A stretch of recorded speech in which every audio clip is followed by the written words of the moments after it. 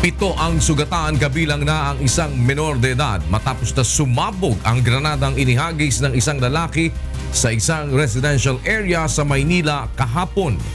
May report si Asher Kadapan. Isunugod sa ospital ang 7 residente ng Crisolita Street sa San Andres, Bukid, Maynila matapos na masugatan ng sumabog ang granadang inihagis ng isang lalaki sa harapan ng isang bahay sa lugar mag-aalas 3 ng hapon kahapon. 6 sa mga ito ang nagtamo ng minor injuries, kabilang na ang isang menor de edad, habang kinailangan namang operahan ang isang 65 anyos na biktima dahil sa pinsalang tinamo nito sa mata. Kinilala ang suspect na si Darwin Hinog, 39 na taong gulang at residente ng Mandaluyong City. Ayon sa ilan sa mga biktima, inihagis umano ng suspect ang granada sa tapat ng bahay ng isang residente sa lugar at agad na tumakas. Ngunit nahabol ito ng mga residente at dito na pinagtulungang bugbugin ng taong bayan. Babalat ako ng saging.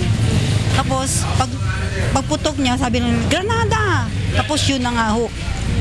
Natataranta na ho kami, nag-agas ng dugo sa kamay ko.